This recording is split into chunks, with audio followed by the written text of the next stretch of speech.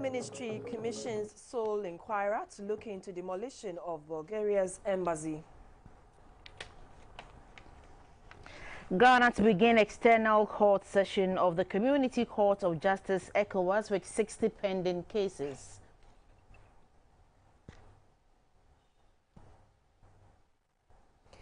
Ghana anticipates an approximate $15 billion in revenue in the next decade from 6 tree crops. GPRTU hints of an increase in transport fares again following recent hikes in fuel prices. And African Development Bank raises $1 billion to cushion Africa from potential food shortages following Russia-Ukraine conflict.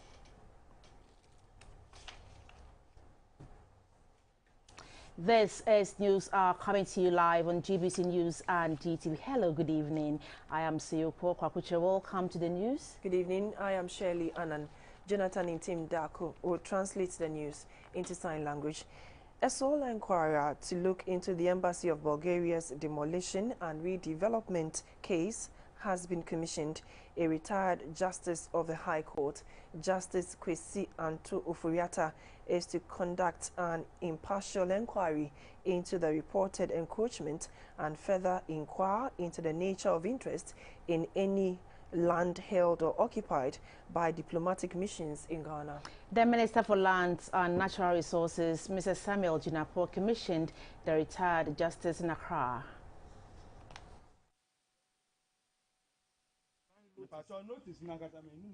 Denying having any hand in the demolition of the Embassy of Bulgaria, government, through the Ministry of Lands and Natural Resources last Wednesday, ordered the private developer, Dr. Edward Ampoma, to stop work on the disputed land on which the Bulgaria Embassy was situated.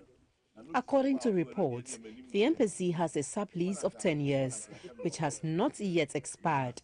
The task of the sole commissioner, Justice Kwesi Anto Oforiatta, retired, is to investigate the circumstances surrounding the true ownership of the disputed land.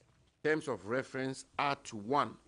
Undertake a full and impartial inquiry into the alleged encroachment and or demolition of the property on the land being used at the Bulgarian embassy. 2. Make appropriate recommendations relating to the land being used as a Bulgarian embassy. 3.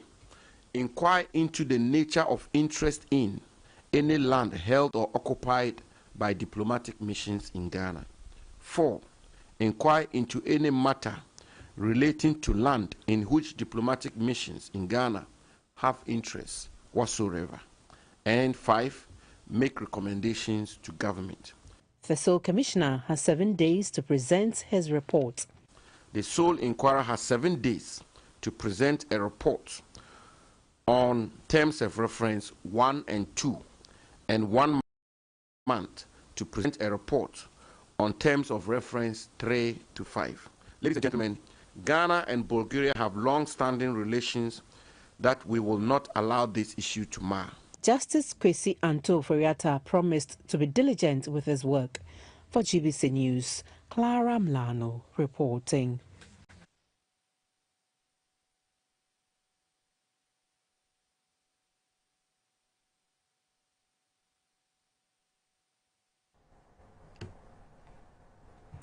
From Monday, March 21, 2022, Ghana will host an external court session of the Community Court of Justice, ECOWAS. This is a first for the country since its introduction in March 2007 in Mali. 60 pending cases are listed for the session and scheduled to take place at the Law Court Complex in Accra over 11 days. 60 cases to be heard, 25 are for judgments, while the remaining 35 are for hearing. The cases are from various member states. The external court session, which is a key element of the ECOWAS Court's annual week program is being hosted by Ghana this year in response to several requests. The president of the court, Justice Edward Amoako-Asante, says the essence of the program is to bring justice to the common man at the community's grassroots, especially the indigent citizens who could otherwise not afford the cost and logistics of traveling to the seat of the court in Abuja, Nigeria, to access justice. Again, the session will avail the courts the opportunity for judicial dialogue with national courts of member states and expose lawyers and community citizens to the practice and procedure of a regional international court. It will also enable the courts engage political authorities of the host member states and serves as a citizen outrage opportunity for the court on its competence, mandate, as well as practice and procedure of the court. Citing Article 26(2) of the 1991 Protocol on the Court, Justice Asante said the protocol allows the court to undertake such sessions in the territory of member states outside the headquarters of the court, where circumstances or facts of the case so demand, and based on an order of the court convened by its president. The order of the Accra session was dated 29th October 2021, with similar sessions having been held in Niamey, Ouagadougou, Porto Novo, Ibadan, Nigeria, Lomé, Guinea-Bissau, Abidjan, and Bamako. Despite the importance of the session, the president said it could not be held in 2019 and 2020 due to COVID-19, which compelled the court to integrate remote hearings for cases, including the external court session. The session is expected to be declared open on Monday, March 21, 2022 by President Akufo-Addo, who is also the chairman of the Authority of Heads of State and Government of ECOWAS. A flag-raising ceremony to commemorate the 52nd anniversary of the International Day of La Francophonie has taken place in Accra. A Deputy Minister for Foreign Affairs and Regional Integration, Mr. Thomas Mbomba, says Ghana does not only want her citizens to be adept in French, but also use it as a vehicle to enhance trade and investment among Francophone countries in Africa and beyond. The International Day of La Francophonie started in 1988 and now can boast of 88 member states. It is an association for solidarity among French-speaking countries. The International Day of La Francophonie is a day that is observed annually to help project the organization's mission to support education and the fostering of economic cooperation to bolster sustainable development around the world. At a flag-raising ceremony in Accra to serve as a reminder of the roles of La Francophonie in promoting peace and democracy, the Lebanese ambassador to Ghana and the president of the Francophonie Ambassadors Group, Mr. Maher Kier, said Ghana's support over the years to the La Francophonie Group cannot be overlooked. It is a historical moment as we host this special event for the first time within the Francophone community in Ghana.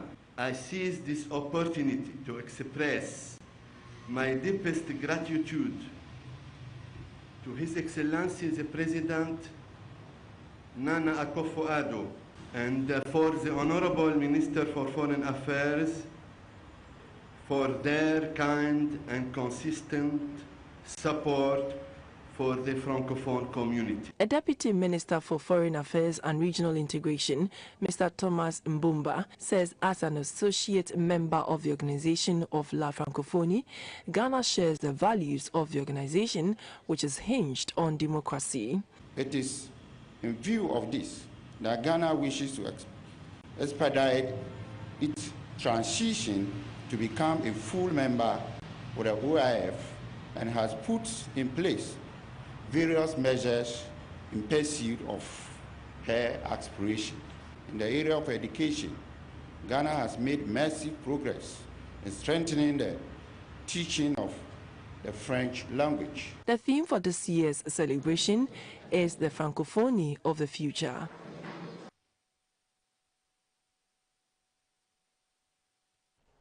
A 29-member governing board of the Tree Crop Development Authority has been tasked to rake in $2.5 billion in revenue per each of the 6 tree crops under its jurisdiction within the next decade. When he inaugurated a newly constituted Tree Crop Development Authority, the Minister for Food and Agriculture, Dr. Owusu Yakoto, encouraged members to devise interventions to ensure a 10% increase in production of each crop annually to compete with cocoa and coffee in foreign exchange earnings and achieve the desired revenue target of $15 billion. President Akufo-Addo on September 29, 2020, inaugurated the Tree Crops Development Authority, whose focus is the development of 6 tree crops and the consequential benefits to be accrued to the country. The authority will operate like Cocoa Board and put in place policies and programs to guide research, production, pricing and marketing of the 6 tree crops, namely mango, cashew, shea, oil palm and coffee. At the inauguration of the newly constituted governing board of the authority, the Minister for Food and Agriculture, Mr. Owusu Yakoto, said with the increasing climate change effect on agriculture, cashew remains the ideal crop to mitigate the desertification of the Sahel regions, and urged all actors to support the development of the cashew sector, adding that its economic benefit cannot be underestimated. You are supposed in the next 8 to 10 years develop these 6 selected crops to the level where we will be earning as much foreign exchange as we do cocoa today. And that is a figure of $2.5 billion US.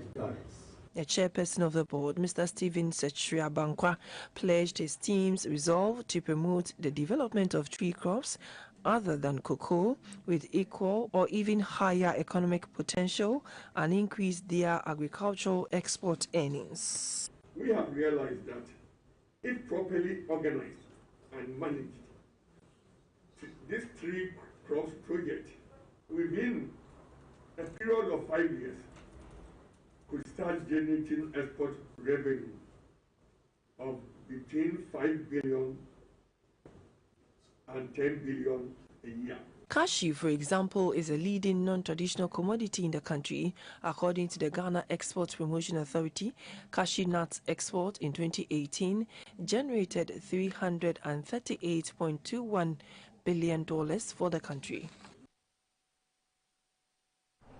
With £7 million of funding, a 4.5-year research project to proffer solutions to pressing problems with water use and safety has ended in Accra.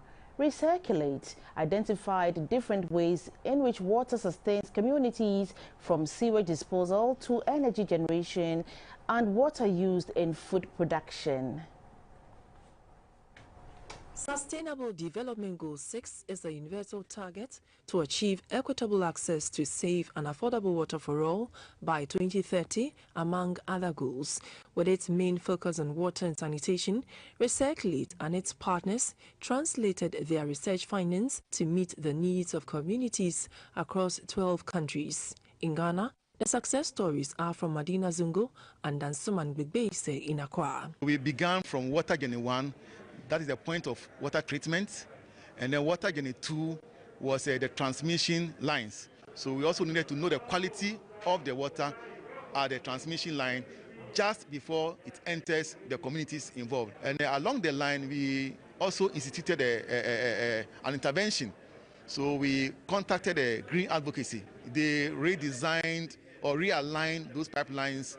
They reconstructed the drains, they built toilets, and they undertook a regular cleanup exercises in the area.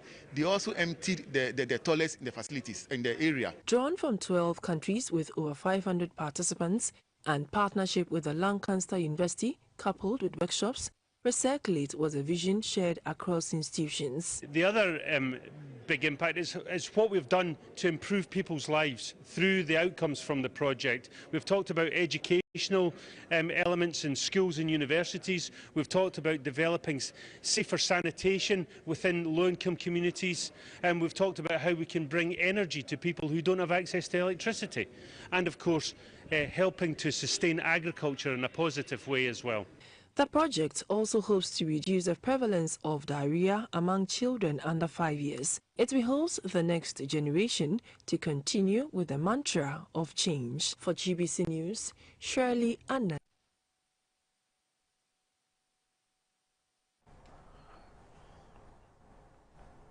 The Council for Scientific and Industrial Research says the need to extract water from the ground for domestic, agricultural, energy and other productive uses has grown over the last 2 decades. Existing knowledge and new ideas are therefore needed to strengthen the capacity of key stakeholders in the exploration of groundwater to help address drought, especially in the northern part of the country. These were the highlights of a training program in Accra for drillers and drilling companies. The United Nations Sustainable Development Goal 6 is geared towards ensuring universal access to safe water and sanitation, but the world is still racing against time to meet this goal as demand for water in certain parts of the world grows above availability, and man's survival is threatened by climate change and its effects such as drought. This and other factors caused the CSIR and its relevant stakeholders to organize a training workshop for individual drillers and drilling companies on how best to extract groundwater for multiple uses aside domestic consumption. The Director for Environmental Quality of the Water Resources Commission, Madam Adwa Pentil, urged communities that lack access to potable water to opt for groundwater, which she said is relatively cheaper and easy to access. Groundwater is invisible and we need technology to bring it to the fore. So as we celebrate this World Water Day, we want to make sure that groundwater is sustainably managed so that everybody everywhere can get enough water. International Water Management Institute is a scientific research organization that provides innovative water solutions for sustainable climate-resilient development. Its West African country representative is Madam Olumfunke Kofi. I also want to introduce you to the connection between water, energy, food, which somehow you also have to consider. It's not only just drawing the water, but how is the water connected to the energy? How is it connected to energy source? How is it connected to the food production beyond just drinking water? The director of the Center for Scientific and Industrial Research, CSIR, Professor Mike Osei Atrebuana, stressed the need to utilize the existing knowledge and new ideas to exploit groundwater and help check drought in northern Ghana. In the northern Ghana, they enjoy roughly about 4 to 5 months of regular rains, and after that most of the season is dry. So now this training is also relevant for them so that we'll be able to know what are the technologies that we need to explore, update their knowledge so that we'll be able to optimize the water that we have underground, explore them so that water will be available for us as a nation. This year's World Water Day is slated for March 22. It is on the theme, Making the Invincible Visible. The Ghana Private Road Transport Union GPRTU says it will soon begin talks with the government for an upward adjustment in transport fares following recent hikes in the cost of fuel. In an interview with GBC News, the head of communications at the GPRTU, Alhaji Abbas Imoro, said although the union increased transport fares by 15% barely a month ago, it says another increment is imminent following the astronomical rise in the prices of fuel at the pumps. In the last increment, fuel price was about 7.990, almost 8 cedis. We came out and said if it gets to 8.8, meaning if 8 cedis, 10% will be 8.8, we have to adjust our lorry fares. Hence, today it's above 10%. So we normally have to change the lorry fares. You remember later part in last year, we suggested to government that some of the taxes should be scrapped out to reduce the fuel price so that we will live happily without even increasing the lorry fares.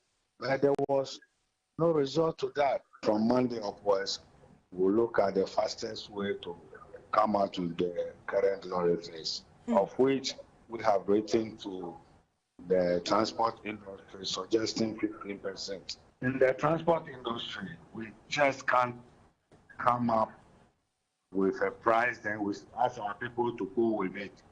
We always want to be law abiding.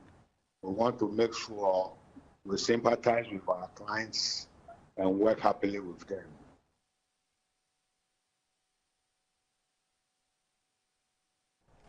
Crocodiles are wild, semi-aquatic reptiles and dangerous to humans. Visitors to any facility with crocodiles are always cautioned to be extra vigilant. But on the Crocodile Island in Ada, Mr. Benjamin Akomdo lives with these crocodiles and says they are friendly and he's comfortable with them around him. GBC News takes you on a journey to the Crocodile Island in Ada, where tourists and other visitors come to see this man who lives with the crocodiles. It's not for the faint-hearted.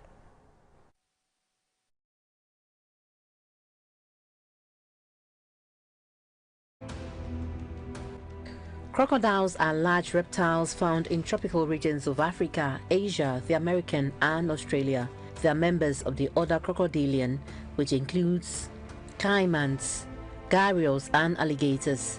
There are 13 species of crocodiles in different sizes. The smallest is the dwarf crocodile, which grows about 5.6 feet and weighs about 6 and 7 kilograms. The largest crocodile is a saltwater crocodile and can weigh up to 907 kilograms, growing up to over 20 feet. In Ghana, Paga Crocodile Pond in the Upper East region is well known for its friendly crocodiles, and tourists enjoy a visit to this site.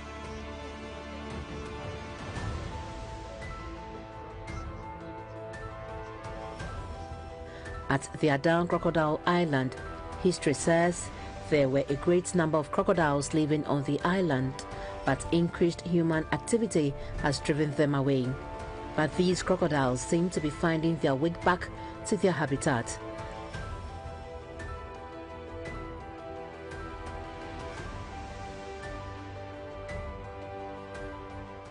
Mr. Benjamin Akomdo, who lives on the island with the crocodiles, told the news team that he has lived on the island all his life. He said he started seeing the crocodiles some years ago when he started a fish farm and keeping some livestock. According to Mr. Akomdo, he realized that the crocodiles have been eating the fish and some of the livestock. One day, he saw a crocodile hatchling in his fish pond and decided to pick it up and create a pond for it and feed it. Since then, the crocodiles have become his friends and they live together.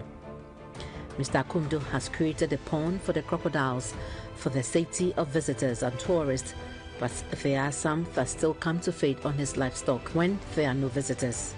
Mr. Akomdo showed the news team how friendly the crocodiles are and asked the reporter to try hold this little one, but he chickened out. Wait.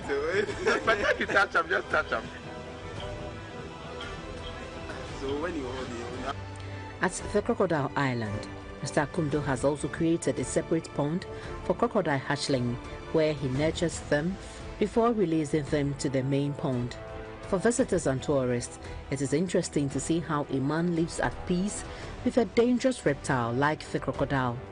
Mr. Benjamin Akomdo believes domestic tourism must be promoted to raise some revenue for the national kitty.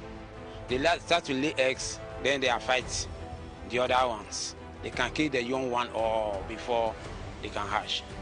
See, that is the problem. So now I have to get more support to create big pond, different, then stage by stage. But when you just gather them all together, they are not feel fun. They will be fighting.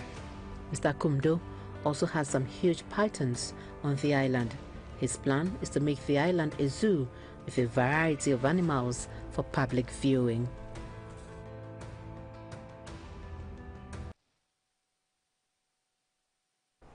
The chairman of the Ghana Federation of the Disabled, Mr. Michael Bedi, has observed that accidents involving motorcycle riders, popularly referred to as Okada, is becoming worrisome. This is because this daily occurrence does not only increase the number of persons with disabilities, but also increases the burden on the government and other stakeholders who cater for their needs. Mr. Bedi said this during a donation by the Nsawam Aduajuri Municipal Assembly to persons with disability within its jurisdiction in the Eastern region. The District Assembly Common Fund Act 1993 stipulates that 2% of the fund is given to persons with disability to, among others, support their businesses. In fulfillment of this provision, the Nsawam Aduajuri Municipal Assembly has distributed startup kits, among other items, to 800 persons with disability to facilitate their training and sustenance in income-generating activities. Presenting the items, the Municipal Chief Executive of Nsawam Aduajiri, Mr. Isaac Boabeng, indicated that persons with disability can equally play vital roles in society when they are well equipped. He added that due to past experiences where beneficiaries did not properly account for funds has led to a variation in the disbursement regime in recent times. Mr. Boabeng said instead of cash being disbursed, the beneficiaries are rather given startup kits, commodities, and trained in income-generating ventures. The chairman of the Ghana Federation of the Disabled, Michael Bedi, lamented the daily accidents involving Okada riders, which has led to a sharp increase in amputations, a situation he said must be curtailed. He was grateful for the gesture and challenged members to justify the investment made in them by focusing on the tax ahead. Over 60,000 cedis worth of items were donated to the beneficiaries. These include deep freezers, laptop computers, catering services materials, bottled and sachet water equipment, and soft drinks.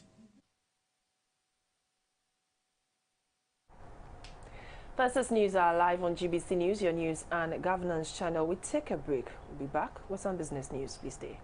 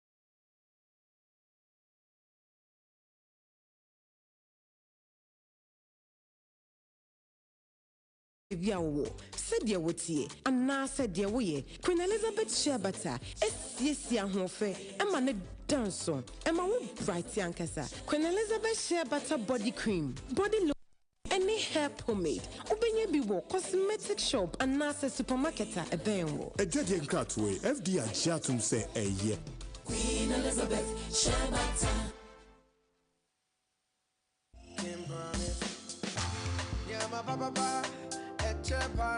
Ebony TV any sound system high sensitivity pro adrenaline tiasie so na ebrel model bia size bia every day you enjoy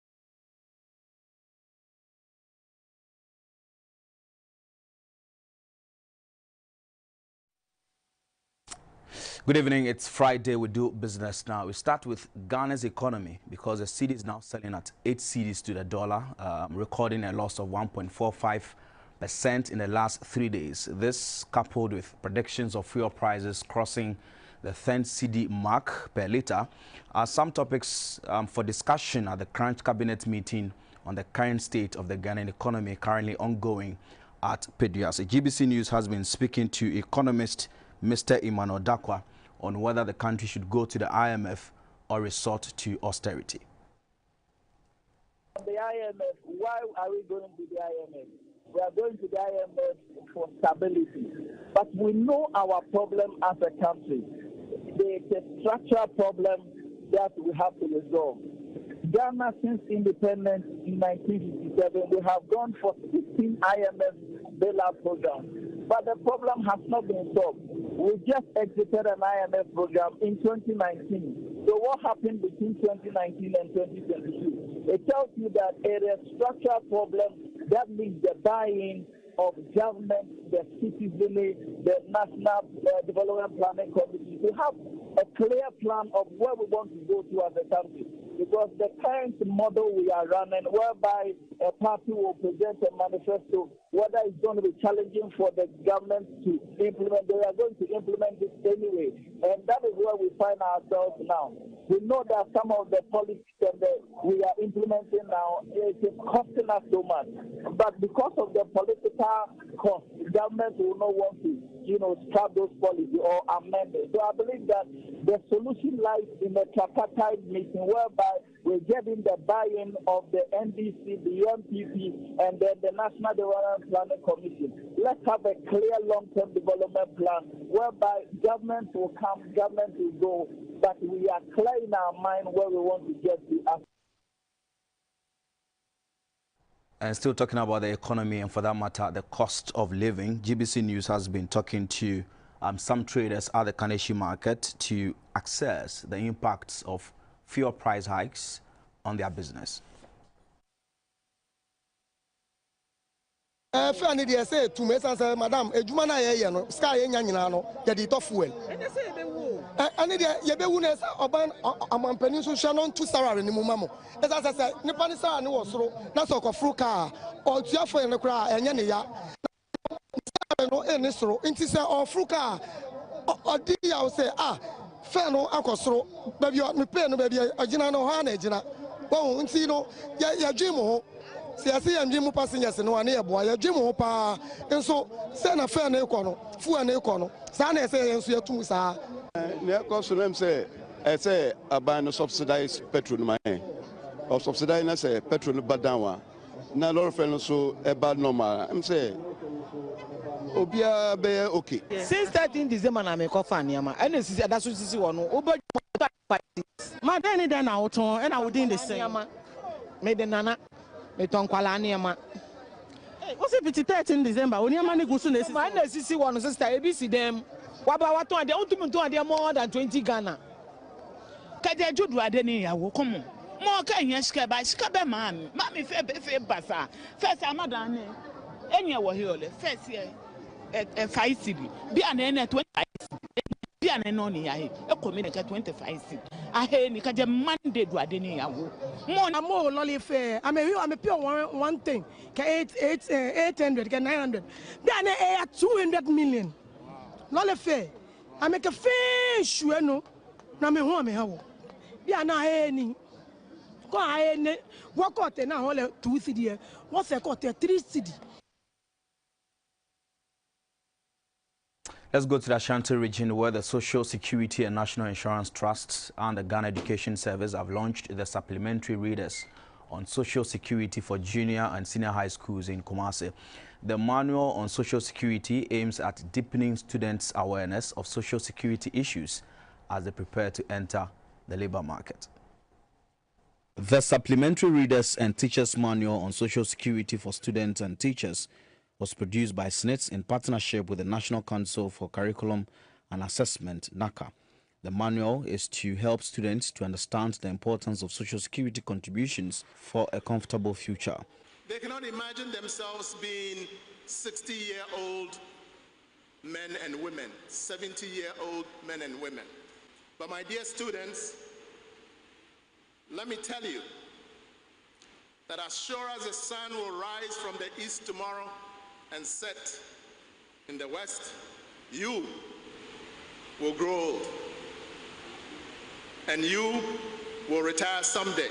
A Deputy Minister for Education, Reverend Dr. John Intim-Fojo, said the project will equip about 10 million students with the needed financial literacy to support their future well-being. This event is going to be the beginning of much assertive and bold initiatives that is going to open the way for us to ensure that some 10 million learners that we have in our schools, both public and private, from kindergarten, primary, JHS, up to SHS, will not only receive education the traditional way, but through the hidden curriculum and even the written curriculum, we will imbibe in our learners the essential social and moral values that is going to long be with them. Senate has so far paid 546 million cedis to pensioners under the trust since the year began.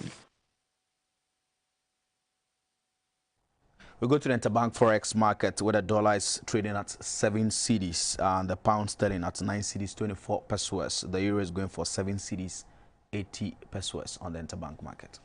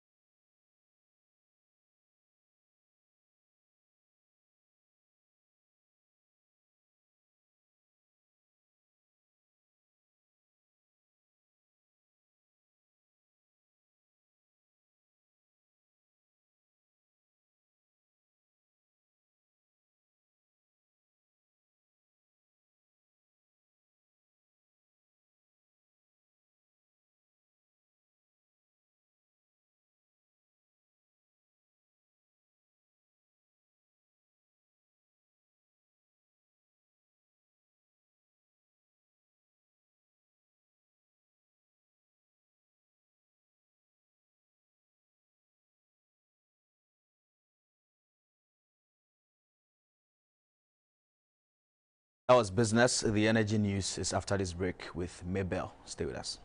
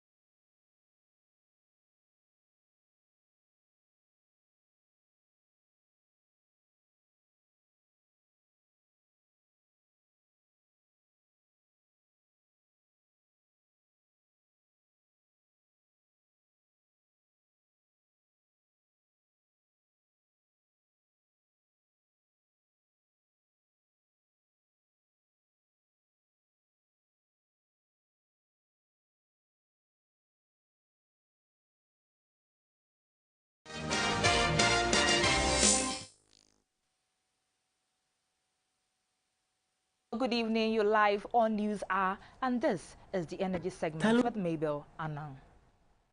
Tallow Oil says it is currently in commercial negotiations with the government of Ghana to finalize the post-foundation volume gas sales agreement, which would deliver 500 billion cubic feet of natural gas to the country. The company's investment in upstream gas handling infrastructure on the Jubilee FPSO and the ability to supply Carmen-led Jubilee and 10 gas gives it confidence in that it can meet growing domestic demand and be the most competitive supplier of gas into the Ghanaian market. The chief executive of Tallow Oil, Mr. Rahul Dare, said this when he presented the 2021 report of the company in Accra. positive discussions with JV partners and the government of Ghana to develop incremental gas volumes present at the Tame field. CEO of Tallow, Mr. Rahul Dior, explained that because of the upstream infrastructure in place, including a gas pipeline to the shore, Tame gas is well placed to be a stable and reliable source of gas for Ghana and the West African sub-region as the power sector develops further in the region. Every time we talk about Jubilee 10, we talk about oil. These also, they have a lot of gas resource. And some of you may know this already, that we, back in 2009, entered into a commitment to deliver 200 billion cubic feet of gas called foundation gas. That commitment runs out at the end of this year. We're now looking at a renewed contract with the government, a new contract for 500 billion cubic feet. So that's 2.5 times what we had supplied in the last decade. And on top of that, we have probably twice as much resource of gas around the 10 field. And in a world where you've seen commodity prices have gone up, gas prices have gone up, the flow of LNG is moving away into places like Europe. It's really critical, and we have a lot of support from the government, good engagement, to say with some level of urgency we should really prioritize development of Ghana's indigenous gas resources. Chief Financial Officer Mr. Lees Wood was upbeat about the performance of tallow in Ghana. We had a stronger January and February, where our realised price post-hedging actually was about almost $90 per barrel, $89 per barrel. So we've had a good start to the year. And then as you get from 75 up to 95, and I just use one number as an illustration, on a free cash flow basis, so that's after everything, including interest and taxes, it's around 100 million, and that doubles because of the impact of price. So a good start to the year, and much to look forward to in the balance of the year. Tallow intends drilling 6 new wells at Jubilee and Tame fields and 2 strategic wells at Tame to further define future development plans, as well as investment in infrastructure for the undeveloped Jubilee Southeast and Northeast areas. For GBC News, Dominic Hloji, Accra. The Chief Executive of the Bui Power Authority, Mr. Kofi Jamesi, is calling on investors and private financiers in the global energy market to partner the Bui Power Authority to expand its hydro-solar hybridization project. He was speaking at the Powering Africa Summit in Washington, USA.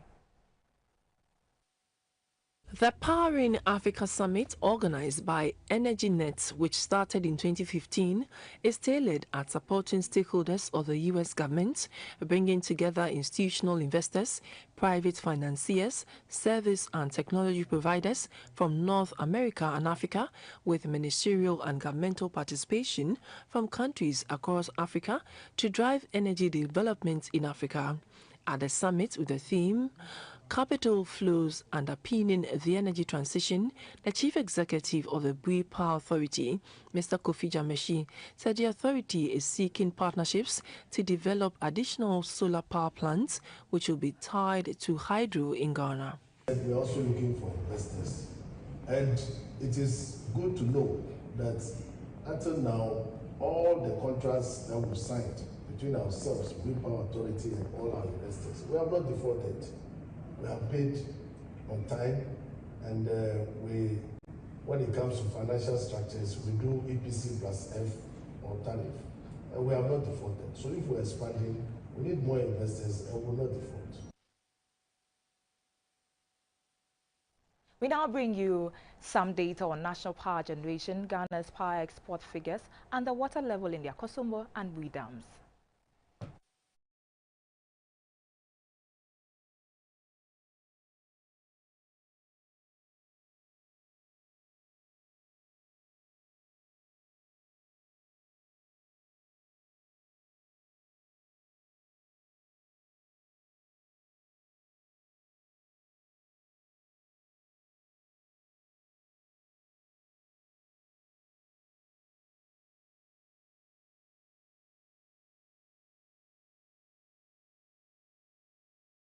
This ends the energy segment with Mabel Anna. There's more news to come. Please stay tuned.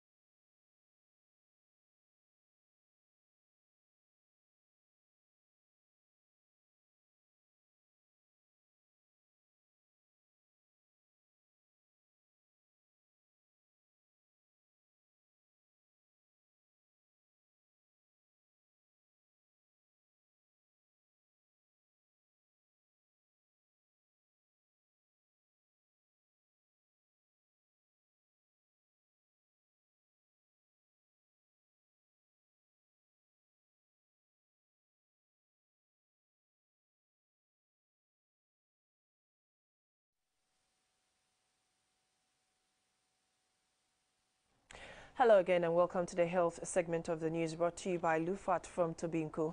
A 5-day training program to upgrade the knowledge of veterinary meat inspectors and meat handlers in the country is underway at the Kwame Nkrumah University of Science and Technology in the Ashanti region. Speaking at the opening of the training, the provost of the university's College of Health Sciences, Professor Christian Ejari, hinted that the college will soon start running 8 new postgraduate programs in veterinary medicine to turn out more experts in the animal husbandry and meat value chain.